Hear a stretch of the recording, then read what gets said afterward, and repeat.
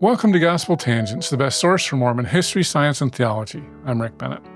We're continuing our conversation with research psychologist Jesse James.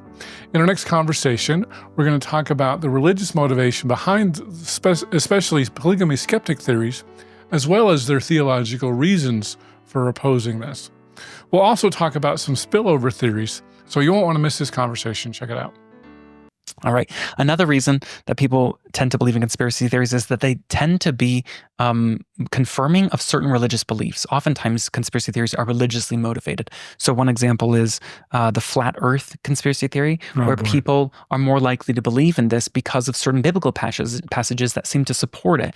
Like it'll say the four corners of the earth. Exactly. And if the earth is, well, historical criticism has suggested that indeed the people who wrote the Bible did believe in a flat earth, and that's the reason why biblical passages reflect that mindset of the world, right? Mm-hmm. But it'll say things like four corners of the earth, or the edges, or the ends of the earth, things like that. Jesus gets on a mountain and he's able to see all the kingdoms of the world from a high mountain. So when people read these passages, in order to literally believe them without having to accommodate them at all for science, it's easiest to just adopt a flat earth mentality like the people who originally wrote the Bible and say scientists today are wrong. So it's a religiously motivated conspiracy theory for many people. So I have to tell you, I had an interview with Ben Spackman, and it was mostly about evolution, but we talked about flat earth. I had flat earth people commenting on that video, and I was like, really? Are you freaking serious? This is unbelievable. Yeah. And I don't know, maybe they were trolling me, but what I read sounded like they sincerely believed that the earth was flat. Yeah. It's surprisingly common these days. I don't know the exact proportions off the top of my head, but it's something like 5 to 10% of the U.S. population. It's a staggering number of people. And I could be overinflating that. I think that's a little high. But I think isn't it more like 1%? It might be. Yeah, it might be. Partly what I'm doing wrong in my head is I've seen a lot of statistics that add up the belief across many conspiracy theories, and it's something like a quarter to a third of Americans who believe in like one, one or more conspiracy theories. Anyway, so I will tell you, going back to JFK for a minute, Rob Reiner came out with I think it was six or eight episode podcast about JFK death and assassination. And I don't have any way to verify anything that he said, but it was compelling. Yeah. And it sounded to me like a compelling conspiracy theory. Yeah. Involving Cuba and the mafia and everything else. But yeah. So maybe Oliver Stone was right. I don't know. Yeah. It's hard to say. And so, going back to what we said at the beginning, some conspiracies are legitimate. They're happening all the time. And just because something has been unvalidated so far doesn't mean that it's not an actual conspiracy, right? So, I'm evaluating the psychology of people who tend to believe in conspiracy theories and the psychology of conspiracy theories, what the claims that get made. But just because there are certain mind bugs that are kind of operating in this space doesn't mean that they're wrong, right? Sometimes these mind bugs will lead us to true conclusions. Sometimes paranoid people have a reason to be paranoid. Yeah, exactly. Yeah. Yeah. So relating this idea of conspiracy theories being religiously motivated, we've got several religious reasons for people to believe in this Brigham Young conspiracy theory rather than the traditional Joseph Smith narrative. So one is that skeptics are making a lot of theological arguments, like polygamy is anti-scriptural. They'll say polygamy is anti-scriptural. There's no up until D&C 132, there were no scriptures that supported it. And they'll look at Jacob 2 and they'll even discount that. They'll say like, this can be interpreted in a couple different ways. And the way that, we've traditionally interpreted it is not right. I find the scriptural anti-polygamy arguments actually compelling. Yeah. The historical arguments are up in the night. Yes, I agree. But here's the problem. Those kinds of theological arguments are irrelevant from a historical perspective. Exactly. Right? It's so like we can fully agree that polygamy was wrong, that polygamy was unfounded, and Joseph still could have practiced polygamy even then. It presumes, even if you take out the theology, we can still say that he did it. Yes, because well, we'll get back to it more later, but Okay. but the point there is that people have deeply held theological reasons for wanting to believe that Joseph didn't do this, right? Because it's anti-scriptural. That's one. Another one is that there's a lot of emotional arguments that get made in this space. Oh, I have got so many of those. They drive me crazy. Yeah. It's, they'll tell like stories about how awful it felt to be a polygamous wife, or some of the abusive experiences that these women endured. And those are legitimate experiences. And I don't think anybody's exaggerating how awful it was to be practicing polygamy. That is also irrelevant from a historical perspective. If you're trying to assess whether this is a true conspiracy, just giving an emotional argument about how awful it was doesn't implicate Joseph. It doesn't free Joseph of implication, right? So it's just really important that we, that if we're going to be practicing academic historical inquiry, that we restrict our investigation to the realm of historical evidence, which is not theological, it's not emotional, right? And then another example is... But that drives some people crazy because polygamy's wrong. And I mean, you can argue that polygamy's wrong, and you're probably going to get my support in that. But it's irrelevant to the history. And so don't... well, the reason why it gets gets traction, that argument, is because people have already decided what they want to believe about Joseph Smith, that he's a good, upstanding person, that he was in tune with God, that he was a true prophet. Only bad people practice polygamy. Yeah, it feels like that, right? When you hear these kinds of abusive narratives, you say, how could somebody so good, who I believe is so good, how could he have instituted something so bad, right? And so it ends up leading, it's a cognitive bug, but it's a reasonable one. It makes sense why people would think that. It's just, if we're going to practice academic history, we have to set aside those kinds of mind bugs, and we have to say, what does the evidence suggest? We can't give Joseph a privileged position just because we love him, trust him, believe he's a prophet. Like, he could be all of those things and still have instituted polygamy for reasons we don't understand. And I'll come back to that later, but like, his motivations are not necessarily always exhibited in the fruits that polygamy bore. Joseph may have intended for polygamy to be something grand and glorious, and even though it ended up being something gross and abusive, that doesn't mean that Joseph didn't do it, because Joseph may have intended something different. Right. Skeptics will also ask their audience to pray and study about this and receive independent confirmation whether Joseph did or didn't practice polygamy. I've never heard that. Yeah, no, they'll do it. And, and I think that's fine for a theological approach. But history, it's terrible for a historical approach. As an academic discipline, you have to conduct history with just the empirical evidence. You can't subject it to prayer and fasting. And like, if you want an answer whether God approves of it, if you want a personal confirmation about whether Joseph did or didn't, that's independent of the practice of history, that's fine. But then you can't pretend like your personal confirmation should bear on other people's study of history. Right. If other people study history and draw a reasonable and rational conclusion that Joseph did participate in polygamy, but you have a personal witness that he didn't, your personal witness can't contradict the historical evidence, because those are two different magisteria. They're two different realms that we're operating under. Well, how do you argue with somebody that says, I had an answer to prayer? Like, how can you argue that? Like, I can't argue that you had an answer. Yeah. But here's the problem for me. There are so many people, even today, like I just had in December an interview with a guy who practices, he's a modern day polygamist. He has 2 wives. His name is Josh Thompson, if you want to check out the interview. But he's had a spiritual confirmation that polygamy is a godly principle. Yes. And then you have all these other people that have spiritual confirmations that polygamy is awful. Who wins?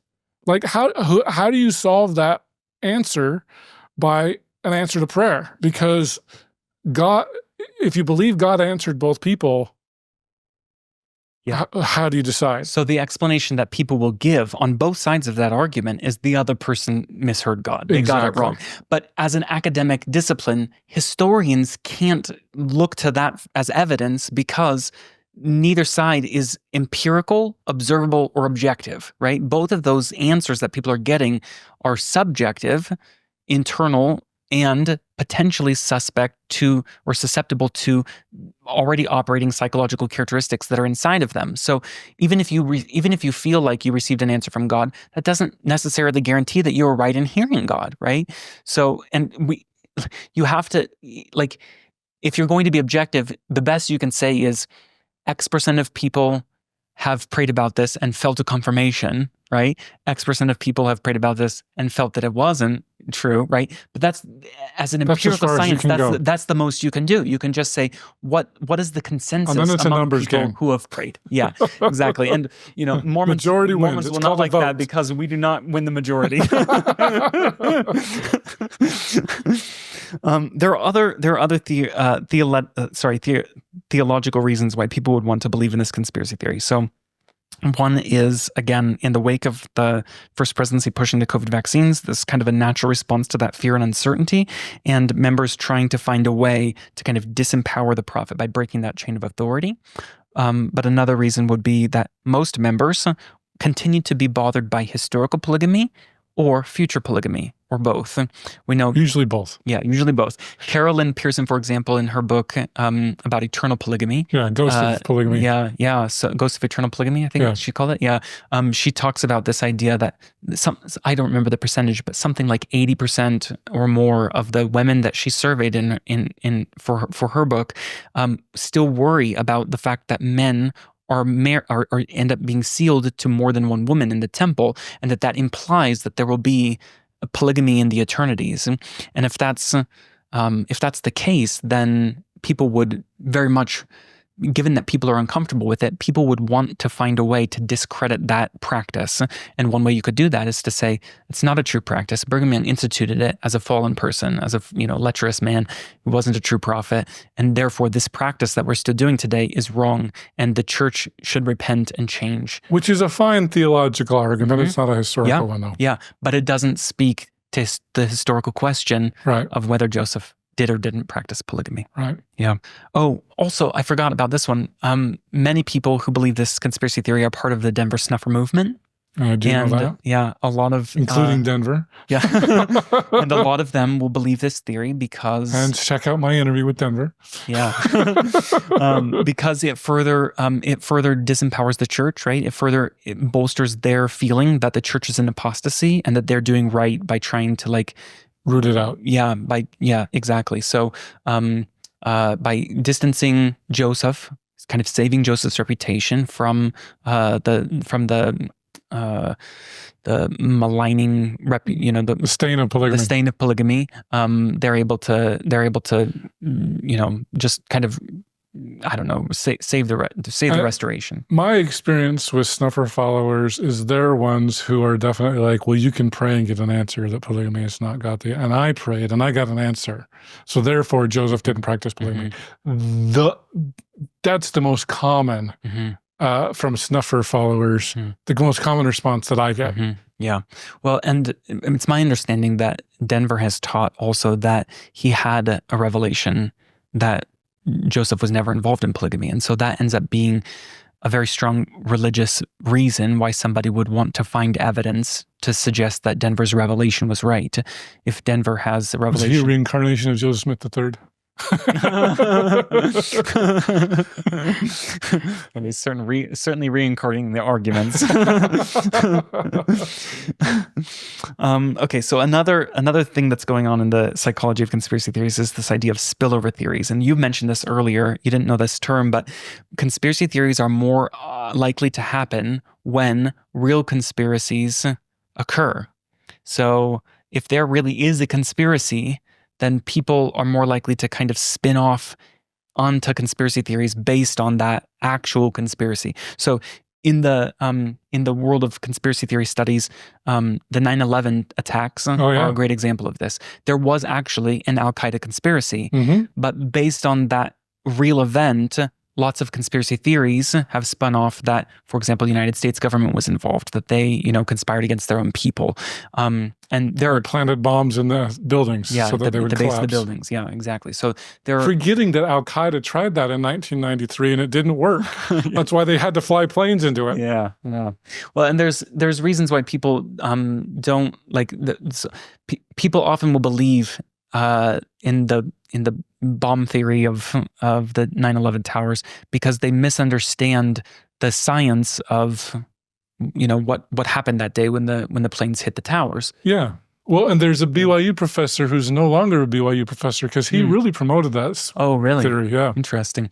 So like conspiracy theorists about that theory will suggest that steel doesn't melt at the temperatures that were had in the fires that day, and therefore the towers couldn't have collapsed. But the scientific explanation is steel doesn't melt, but it becomes unstable, and so it can still crumble. The structure of the building still collapses, and the weight of the higher floors is still able to structurally compromise the weight of the lower floors as it gains momentum falling through. And so, like, if people understand the physics of the situation, it actually which most people don't. Yeah, most people don't. It actually does make sense. But one little misunderstood fact that steel doesn't melt at those temperatures ends up resulting in the need for additional conspiracy theories to explain what happened that day, right? So in the situation of Brigham Young, we know that polygamy was in fact a conspiracy.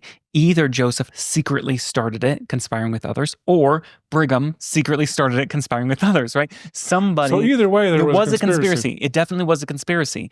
But the fact that there was a conspiracy there makes it ripe for conspiracy theories to spin off of that, right? So it's the spillover effect. So it's not unexpected that we would see Brigham Young conspiracy theories coming out of this particular kind of event because there was actually a conspiracy there, right? And the reason why that spillover effect occurs is because once there's a conspiracy, the evidence always becomes a little suspect. There's lying, there's misinformation, there's contradictory information, and once that is introduced into the historical record, then it's a lot muddier to figure out what really happened, right? And so when investigative journalists or historians or scientists or whoever is asked to look into the particular theory we're talking about, when they look into it and they find contradictory information and a muddy mess and they're trying to sort things out, it's a ripe area for conspiracy theories to spiral out of because it's not a clear narrative. There's not a clear trajectory of what happened. Interesting. Yeah. Okay, so because belief in conspiracy theories is more about a person's psychology and I mean both the psychology that somebody was born with and the psychology that can be provoked by certain experiences that they've had in their life, more than the facts about the theory that we're looking at, then people who believe in one conspiracy theory typically believe in many conspiracy theories. I said that. Yeah, exactly. There is a correlation. So I've seen not only that people who believe in this Brigham Young conspiracy theory believe in the COVID vaccine conspiracy theory, but they also will believe in conspiracy theories about top church leaders being engaged in like nefarious sexual actions or polygamy. I've heard have that. You heard usually among today? The fundamentalists. Oh, interesting. Yeah, that's Russell Nelson is a secret polygamist. Really? Yeah. I had not heard that. Yeah. That's fascinating. I mean, yeah. Yeah. He kind of is because his first wife died and he has a new he's wife. An eternal polygamist. But I've heard this. Yeah, I've heard this from other people. That he has like really interesting. He has like a secret family. I'll have to tell you off camera who his wife is. Fascinating. I can guess. Also, the same people will also often believe in President Benson's secret combinations and communism conspiracy theories, right? They're the same kind of crowd. And they'll also believe in like a UNICEF, UN leader kind of worshiping Satan, eating babies, like that realm of conspiracy theories. Like many of these same people believe this constellation of conspiracy theories. So can I ask you, my kids are too young. The X-Files movie came out in 1996, so none of my kids were born. And for some reason, I was like, I want to watch that movie. It was really good because I just remembered the aliens. Yeah. But what really struck me about that movie was, because I did not remember this from 1996. I haven't watched it really in, at least 20 years.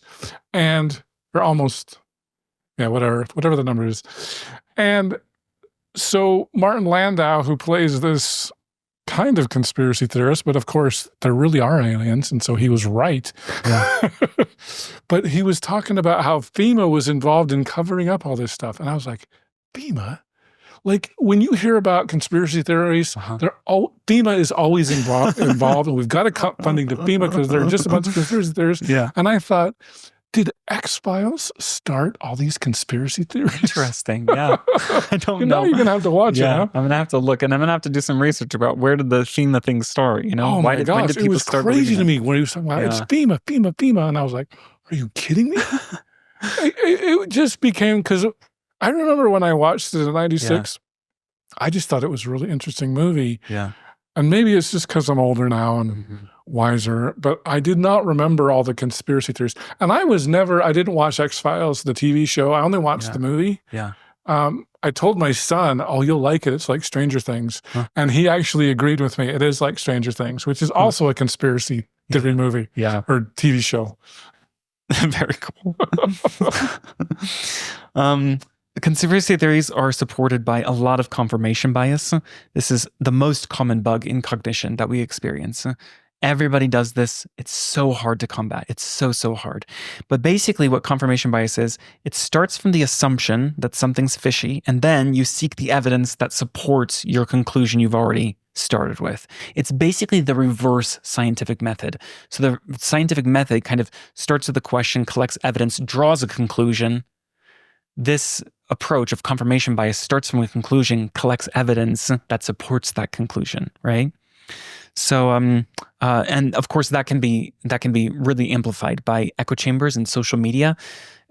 We have all kinds of algorithms now that feed us only the information that already supports what we agree with, that we want to hear, friends who think like us, and we can block people who don't, and we can specifically subscribe to similar channels that say the things that we already agree with. So confirmation bias is really, really difficult to stop in your own mind, and it's difficult to contradict and counteract when you're trying to talk to somebody about some of these difficult issues. So one example of conspiracy theory confirmation bias is the theory of climate change. So many skeptics start from the assumption that humans can't affect the environment in dramatic ways like climate change supposes, or that God won't let us get the environment too damaged before he comes again. So it doesn't matter. Even if climate change is happening, it's irrelevant because second coming is like right around the corner or something like that, right?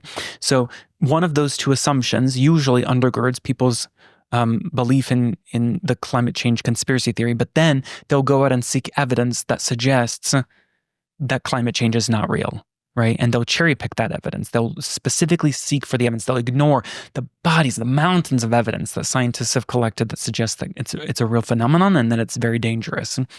And they'll just look for the few little pieces here and there that seem to contradict that. Right? Well, in the same vein, we see the same thing going on with Joseph Smith and Brigham Young's conspiracy theories. Actually, we see this on both sides. We see this in the Joseph Smith, the traditional narrative, when we say that there are carefully worded denials, for example. Those carefully worded denials are anachronistic to the period. There weren't different ways of referring to these different practices. So, like some of the traditional historians who support the traditional narrative have suggested that, like, Joseph never admitted to practicing polygamy or spiritual wifery, but he did talk about eternal marriage or celestial marriage. And that's a fair enough argument, except that those distinctions came after the fact. They were anachronistic to Joseph's own period of time. People didn't make those kinds of distinctions the way that Joseph is said to have kind of cognitively made them. People weren't drawing them. People in private talked about spiritual wifery. They talked about polygamy, and as being the thing that they were engaging in, as not being nefarious. So that distinction that we're drawing is a false distinction, and that's a kind of it's a way for us to feel more comfortable with Joseph's outright denials without having to say Joseph lied. Right, so it's a way of kind of calming down that uncertainty. Are we going to talk more about Joseph lied? Because I got a lot of stuff to talk about. Yeah, I'm trying to think when we get to that. Yeah, I think we'll eventually. Okay. I've been holding back. But we see it a lot more. We see this confirmation bias a lot more in the Brigham Young conspiracy theory. So I'll give several examples of how I've seen this. Of course, Joseph, Hiram, and Emma repeatedly denied polygamy, and that's the most important data point. That exactly. Yes, that it's the lens through which everything else is interpreted. So, what you wanted to say some stuff about this, I'm sure. The two biggest trump card, the two best arguments, I will say it that way. Yeah. Two best arguments for polygamy skeptics are Joseph, Emma, and Hiram's public denials. Anyway, I'm not going to talk about whether I believe that or not. Well, I don't believe that. But anyway, the other one is show me the children. Those are their two best cases. Yeah. And I do think that the show me the children is the toughest thing to explain for the traditional narrative. Yeah. Yeah. Well, I appreciate you bringing that up because that's actually the next thing I wanted to talk about. Okay. So the skeptics. And by the way, well, I'm not going to give any tea. I may have an announcement. Hopefully, I hope. On that topic. So conspiracy theorists, the polygamy skeptics will suggest that this infant named George Brigham Cobb, who was born to Augusta Cobb, who was was Brigham's, I think, second polygamous wife. She married to both Brigham and Joseph? I don't think, not Augusta. Okay. No. So Augusta, I think it was Brigham's second polygamous wife. Okay. But when Brigham left his mission in Maine and Augusta was coming back with him, is this in 1832? No, this is later. This is like in the 40s. 1840s. Okay. Yeah. They bury an infant along the way that is named George Brigham Cobb. George Brigham Cobb, yeah. And the skeptics will look at that middle name Brigham and they'll say, well, first, they won't even admit that his first name is George, or they won't share in their podcast, for example, that his first name is George. They'll just say an infant named Brigham Cobb, which is misleading in and of itself because that's his middle name. But they'll take that as evidence that Brigham was the father. They'll say, well, that suggests that they were committing an affair, that this infant was actually Brigham's child, and that when they buried it along the way, that was like the first child born in polygamy. It was born to Brigham before he was supposedly sanctioned to practice polygamy. Okay. But of course, the same kind of evidence exists in Josephine Lyon, right? Where Sylvia Session Lyon's daughter, Josephine, was told that Joseph was her father. Correct. And when we did the DNA tests years and years and years later, we've discovered that, in fact, Josephine's father wasn't Joseph. It was Windsor Lyon. Yes. But polygamy skeptics now will say that we have to dismiss that evidence entirely.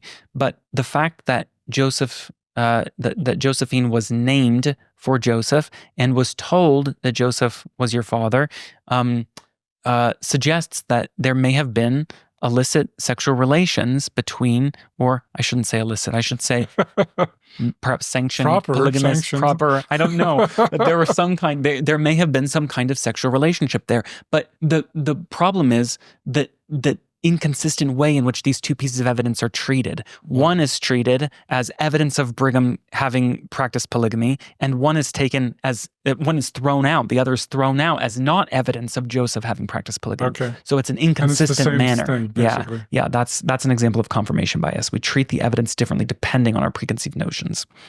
Another example is that skeptics will accept late statements from people like William Smith or Emma Smith, but they won't accept late statements that disagree with the things that they agree. Right? Thank you for saying that. Yeah, so there's a lot of confirmation bias going on there.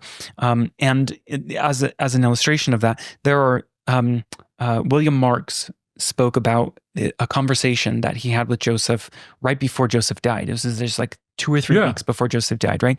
And William Marks mentions this conversation many times. There are 3 specific letters that Marks himself writes in his own hand, and there are at least 4 other secondhand statements where other people wrote about a conversation they had with Marks and what he said. And these are very consistent statements.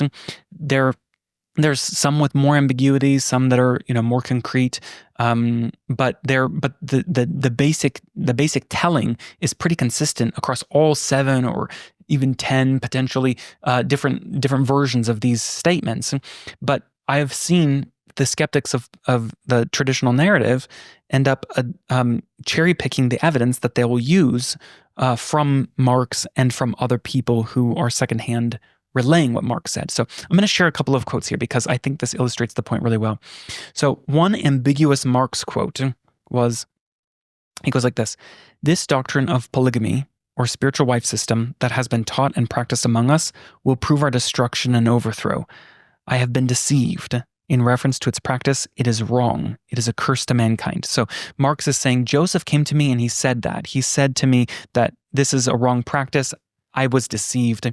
Now that ambiguous quote could be interpreted in 2 ways. It could mean that Joseph was deceived about its rightness and tried to institute it, but he ended up being wrong about that and regretted it. Or it could be that he was deceived by others who were practicing it, like Brigham Young, who lied to him and said, I didn't practice it, right? Because it's an ambiguous quote. It just says, I have been deceived in reference to its practice, right? So that's an ambiguous quote. But a clearer Marx quote says, Joseph came to me about 2 weeks before he was killed and says, this polygamy business in the church must be stopped or the church is ruined and we can't stay in the United States. I have been deceived in this thing and it must be put down. I thought it would be an advantage to mankind, but I find it proves a curse. So in that more clear quote, Marx is saying, Joseph came to me and said, I started this. I thought it would be a benefit. I had reasons and I was wrong. So that's a much less ambiguous quote, but that's not one that's ever shared by skeptics of polygamy, skeptics of the traditional narrative, because it doesn't support what their preconceived notions suggest. Here's another example. The RLDS First Presidency Minutes say, remember, the RLDS Church is, the church that Joseph III started, and they're denying Joseph ever practiced polygamy. Okay, Joseph III wants to distance himself from this practice and wants to suggest that his father never practiced it, or if he did, it was wrong. Right. Okay. So in the First Presidency Minutes of the RLDS Church, the question arose as to whether Joseph the Martyr taught the doctrine of polygamy. President William Marks said Brother Hiram came to his place once and told him he did not believe in it, and he was going to see Joseph about it. And if he had a revelation on the subject, he would believe it. And after that, Hiram read a revelation on it in the High Council, and Marks, felt it was not true, but he saw the High Council received it. Okay. So that's a very clear quote that suggests that Hiram didn't believe. He went and got a revelation. He came to believe. He shared that revelation in the High Council, and that revelation was, in fact, about polygamy. Whether it was 132 or not, it was a revelation. Yes. And likely it was 132. Yes. But the fact that skeptics will dismiss this comment by William Marks as recorded in the RLDS First Presidency Minutes as a late recollection? They say this is a late recollection. It can't be, it's not valid. It can't be considered. That's evidence of confirmation bias, right? Because they're cherry picking evidence. And then another example, Mark Forscott in his journal writes a secondhand retelling. He says, Joseph told him, Marx, so he's relaying this conversation between Joseph told Marx. Yes. Joseph told Marx they were intended to leave, but the Lord told him to return and give himself up, and that if he went away, he should become a castaway. Joseph then added, I have come back to deliver myself up to atone for the crimes I have committed, and I shall go like a lamb to the slaughter. I asked Brother Marx if Joseph was in polygamy. He said, yes. So that's a later secondhand telling of something that Marx said. But again, that gets dismissed or ignored by skeptics in favor of other comments like this one. This is a singular exception to the way that the rest of the narrative appears in the telling of Marx conversations. Okay, this is a quote by E.C. Briggs. It was recorded in his journal. It says, I said to him, Marx, do you, when you had that conversation with Brother Joseph, think he had been in any way mixed up in polygamy or had favored it? He replied, "No, I had more confidence in him at that time than I ever had in all my life before, and was satisfied that he was pure from that gross crime. I had been troubled over the condition of the church for some time, and been fearful that Joseph did not bring the pressure against some men in the church that he should have done." I then asked, "Brother Marks, did you ever see the revelation on polygamy before it was published in 1852 in the Seer by Mr. Pratt?" Marks emphatically replied, "No, never." "You were president of the stake at Nauvoo, and if Joseph had such a revelation, would you not have been privileged, according to custom, to have seen it or heard of it?" He replied, "Yes, without a doubt. There was no such revelation in existence during Joseph's life. Brigham Young and his clique got that up after Joseph's death." So this is a singular exception to the consistent narrative of Mark's retellings, of Mark's first-hand quotes and of Mark's second-hand quotes, that suggests that Marx is saying, no, actually Joseph never did practice polygamy. But this quote is singularly cherry-picked and used as evidence that to discount all the to other. discount everything else, all the other 7 to 10 quotes that characterize Mark's statements. This quote singularly interprets all the others and says, actually, this, there's no fire there. There's a lot of smoke, but it's not Joseph, right?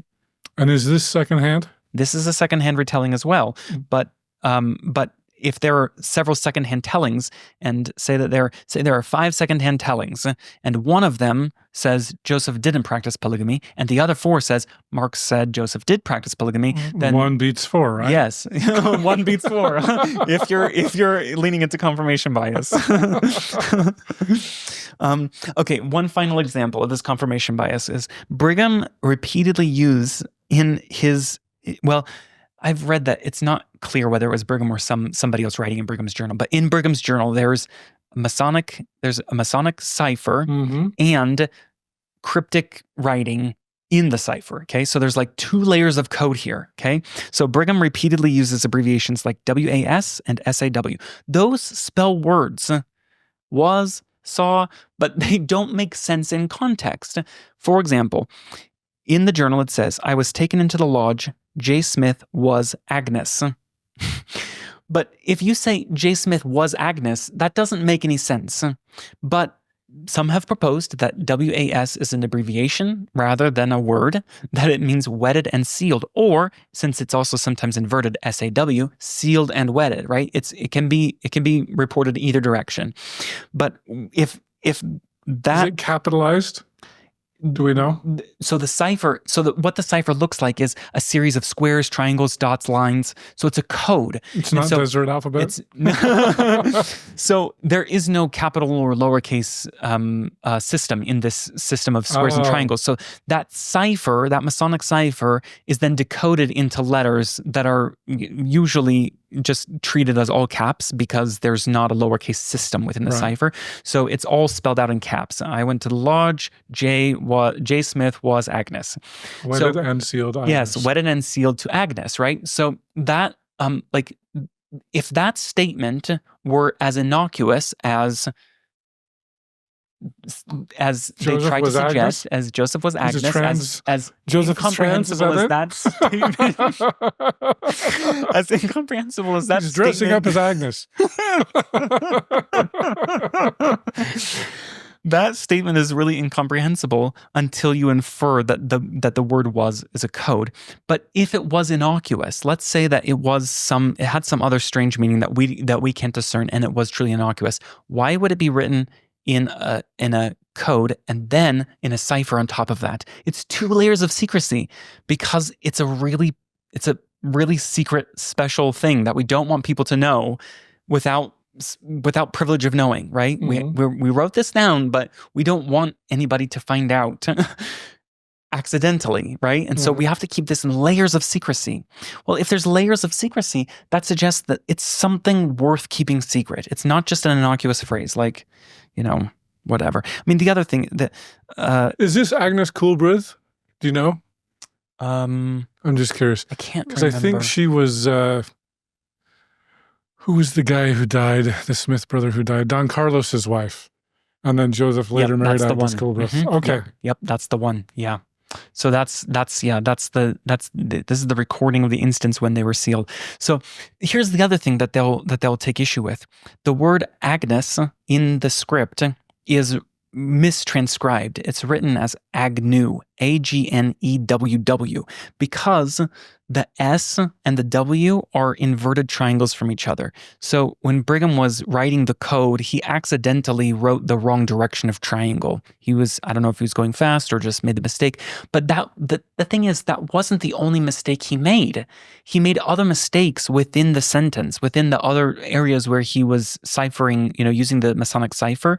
If that was the only mistake, and it said Joseph was Agnew, we would have to wonder, what does that mean? Yeah, what's Agnew? It might not make it, there might be more credibility that was intended to say Agnew instead of Agnes. It was Spiro Agnew, I guess. I don't know. But given that he made other mistakes in other places in the cipher that don't make any sense, and that are also like simple inversions or the removal of an accidental removal of a dot from the symbol that he's trying to articulate, then that suggests that he just wasn't being that careful. And when he inverted a triangle, it was on accident, right? So those are the problem is polygamy skeptics will say that the words the words was and saw aren't meant to be abbreviations, but it doesn't make sense that person A was person B, or that person A saw person B needing to be in a special cipher, a special Masonic cipher. Like if all they did was saw the other person, then that's yeah. So context. Anyway, so again, that's just evidence of conspiracy theory. Evidence of confirmation bias.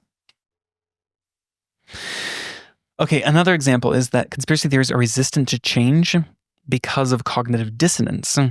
So instead of abandoning a theory when you come across contradictory evidence, we talked about earlier how somebody will become more entrenched in that theory. They'll believe it more strongly because of compensatory processing. They will also reinterpret contradictory information so that it fits their theory, and the backfire effect makes people. It suggests, it's the label that we give to this phenomenon where people become more committed to their theory when they experience contradictory evidence of that theory. So one example is the Obama birther theory. Oh, right? Boy. So people... We're hitting them all, aren't we? Yeah, there's a lot out there. People continue to believe that Obama wasn't born in the United States, despite the release of his short-form birth certificate, long-form birth certificate, hospital records, a contemporaneous 1961 newspaper announcement of his birth, verification by Hawaii authorities, and the fact that his mother was a U.S. citizen and likely would have conferred citizenship status on him even if he had been born overseas. So despite all these things, there's strong motivated reasoning that helps people stick a forgery, to, right? It's just a forgery. Yep. Every piece of evidence. Every evidence I don't like is a forgery. Yes. You dismiss it by saying that's actually evidence of the conspiracy, right? It's like those forgeries are all supporting the conspiracy. Other people, look at how widespread Obama's influence is, that he's got even the Hawaii government in his pocket. He can travel back in time and make a newspaper article. So we see the same kind of thing again with both the Joseph Smith traditional narrative and with the Brigham Young narrative. So to be fair, like Cheryl Bruno said in your recent interview with her, was this 6 months ago or something like that? She said many mainstream historians aren't really looking at the provenance of documents that are taken just kind of at face value. I think they would have learned from Mark Hoffman. Right. And so she's suggesting we need to do a better job of looking at this and not just do what sometimes the traditional historians will do and dismiss the arguments of skeptics by saying, we've already settled this a long time ago. Right? If you're confronted with new evidence, you need to reassess your theory. You need to step back and say, well, how does this fit in? How do we update our understanding according to this new evidence? And mainstream historians aren't doing a very good job of that right now. But we also see that this is going on in the Brigham Young conspiracy theory, where all of the evidence, again, of Joseph's involvement is viewed as evidence of the conspiracy. So anytime you come across something that seems suggestive that Joseph really was involved in polygamy, you say that was doctored, that was, that had to be misremembered, that had to be coerced, that had to be. So it's just for more and more and more evidence that you can just bundle up and say it's compromised evidence. This is all evidence of the conspiracy. Yeah.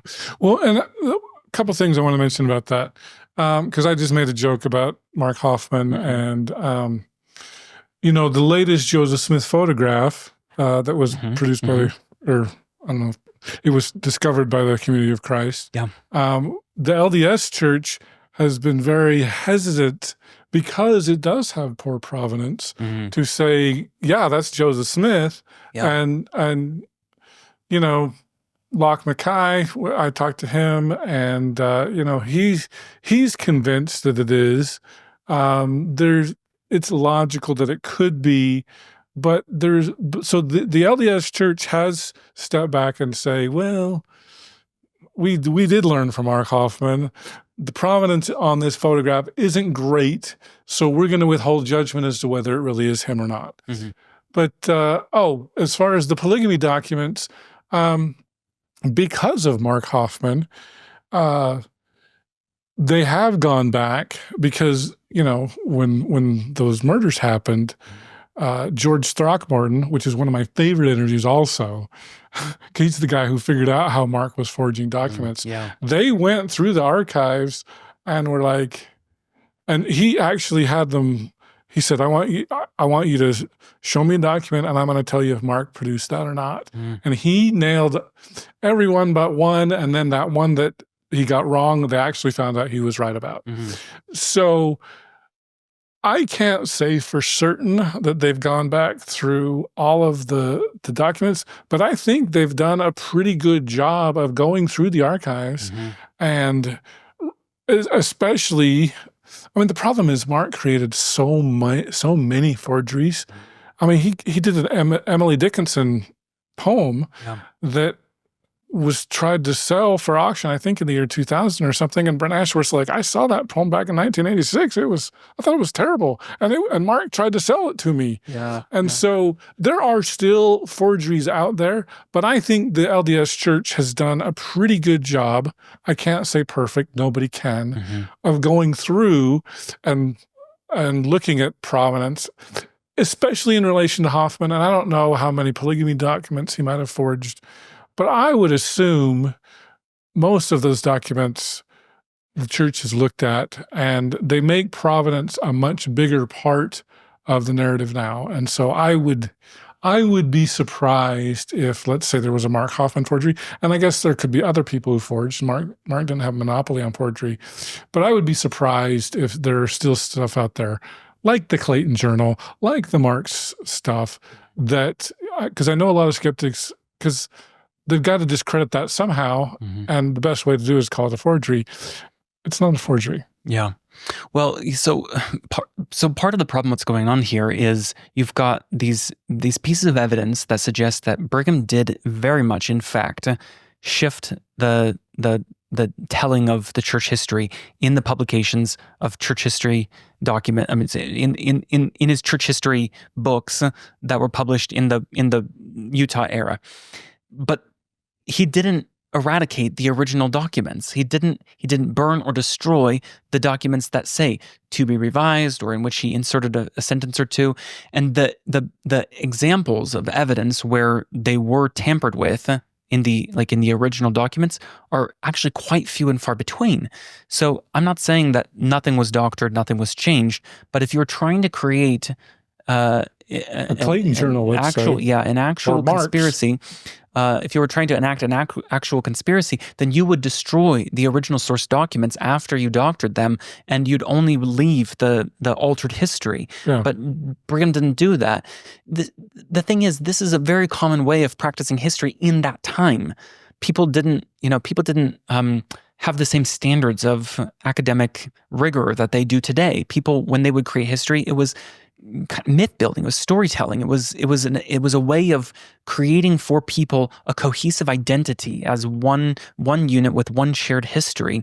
And so if you weave into that some oversimplifications or some events that didn't actually occur, if you're just trying to tell a narrative, you're trying to tie everything together so that it makes a seamless and memorable history, that was not just like a Brigham Young thing to do. That was a very common way of engaging in historical storytelling at the time. Up until the 20th century, probably. Yeah, so this is not a nefarious thing. We can't take this as evidence of Brigham Young perpetuating this, nefarious conspiracy. If he was trying to do that, he would have destroyed source documents, like he did with Mountain Meadows Massacre. No, just kidding. he would have done a better job of having people who were alive, who would have been Joseph's actual scribes at the time, write out documents that were purported to be written by them in the first place. So, like for example, D&C 132 was the copy that we have remaining is Joseph Kingsbury. It was written in Joseph Kingsbury's hand, but that wasn't a typical. Joseph Kingsbury wasn't Joseph's typical scribe, and that's one of the things that polygamy skeptics point to as evidence that this is not a legitimate document.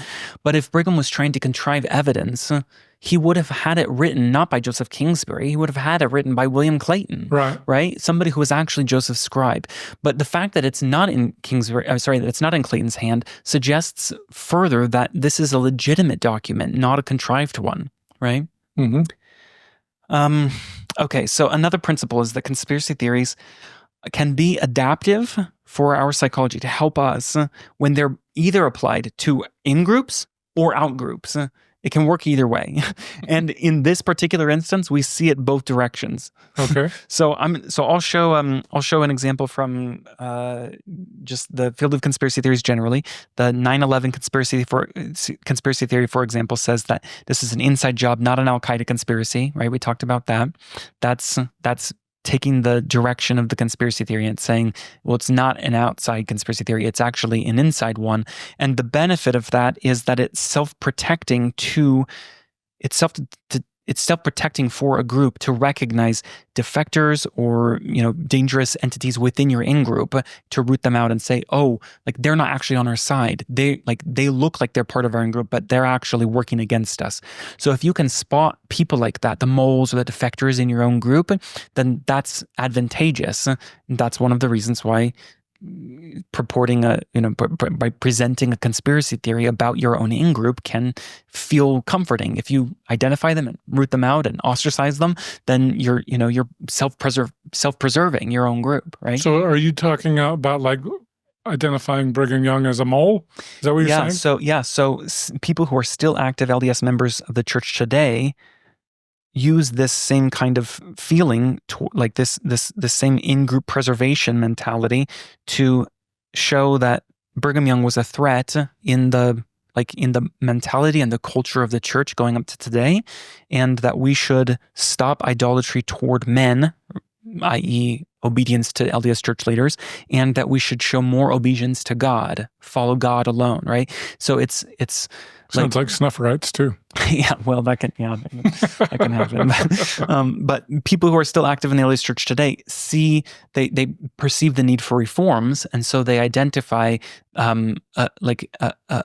this conspiracy theory as justification for the feelings that they have that the church is off track, or that the church is needing of fixing, or that we're too man worshiping, or that we pay too much obedience to following the prophet and not enough to following God, that kind of thing. Mm-hmm. So they use this conspiracy theory to kind of root out that mentality, to be self-preserving of our in-group, right? Okay. But it can also work the out-group direction. So when people, here's an example, people will always be more likely to believe a conspiracy theory about the political other group. So people on the left will be more likely to believe, for example, that Trump colluded with Putin and WikiLeaks to win the election. Whereas people on the right are more likely to believe that political elites and government officials orchestrated widespread voter fraud to steal the 2020 election. So the conspiracy theory that you believe is almost always going to be in favor of your political tribe, right? So it's against the out group. But the reason why that is because if you identify threatening out groups, again, you're self-preserving your in group, and you're scapegoating those out groups, allowing them to take the heat to, if you ostracize those out groups, then again, you're protecting your own group. So we see this more happening much more in the Denver Snuffer movement, where people will use this conspiracy theory to identify problems in the church and further bolster up their own feelings of claims and legitimacy to justify their disaffiliation from the church, and further claim that the LDS Church is in apostasy. Right. Very good. Yeah. Okay. Finally, people are less likely to believe conspiracy theories if they have higher levels of education. And this is in part because people who experience higher levels of education are trained specifically to try and turn off those mind bugs like confirmation bias and all the other things we've talked about, where like these are intuitive processes that sometimes lead to the right conclusion, but sometimes don't, and often will interfere with our ability to accurately interpret the data that exists before us. And so if you have higher levels of education, then you're more likely to be able to shut off those mind bugs. But you also see that the Dunning-Kruger phenomenon is involved here. Do you know what that is? I sort of do, but we need a reminder anyway. Yeah, so Dunning-Kruger is this phenomenon where people, if they get a little bit of education about something, feel like they're quite expert about it. But if they learn a moderate or a lot, then they feel like they don't know much at all. Because the more you know about something, the more you realize your own ignorance, right? So often what will happen, somebody like me who's relatively novice in this area will start to investigate information. I'm not a historian. I'm not, I'm not equipped to assess the provenance, the veracity of a lot of these kinds of documents. And so I'll start to dabble in this, and I'll start to feel like, oh yeah, I know enough, to make a conclusion now, when really I don't know enough at all, right? And so I become overconfident in my ability to accurately draw a conclusion about this conspiracy theory, and I start to say, yeah, I think those traditional historians are wrong, and I believe that for 2 years. I feel like maybe this seems like really compelling evidence, and I think the traditional narrative is probably incorrect, but the more you learn, the more you realize, actually, this is a really messy issue, and maybe it really could go either way. But it's I probably should lean on the expertise of people who really know the data, who really who are trained historians, who know how to use academic scholarly methods, and have drawn certain conclusions. I should probably put my trust in the conclusions that they're drawing, because I just don't know enough about this. Mm-hmm. But we see that polygamy skeptics are using academic approach. They're failing to use appropriate academic historical approaches to the inquiry of this question, right? Or they cherry pick them. Yeah, they'll cherry pick them and things like that. So I wanted to take a minute to talk about source. You can't trust it. So that's my most. And it's not that that's bad reasoning. Mm-hmm. It's just used so inappropriately that it drives me crazy. Yeah, yeah. When somebody is a novice in academic history, they will think that, like, if you just read the source documents, if you do your own research, you can just draw an accurate conclusion. But problematically, they don't realize that there are certain standards of evidence that are employed by academic historians to discern, especially in these kinds of sticky situations where there was an actual conspiracy. It's harder to sort out what's true and what's a lie, and what's provenance, what provenance is accurate and what's not. And so, like, you especially have to rely on these these scholarly approaches when evaluating the evidence from a historical lens, and a lot of the skeptics aren't using these. I hope you enjoyed our conversation with Dr. Jesse James, a research psychologist. In our next conversation, we're going to talk about narcissistic personality disorder. Did Joseph Smith have it? And then I will lastly say that I don't personally think Joseph had narcissistic personality disorder, but I think I love it. But I do think he shared a lot of symptoms with narcissism. Oh, really? I do think. Because I hear that a lot, especially among, I'm trying to decide if I should say anti-Mormons or critics of Mormonism. Yeah. There's a lot. I'll give some examples. Thanks for listening, and I hope you continue to enjoy Gospel Tangents. Consider becoming a Patreon, or go to gospeltangents.com/shop, and you can get a cool tie, a hat, or even a nice mug. You can also get a sweatshirt. So check it out at gospeltangents.com/shop.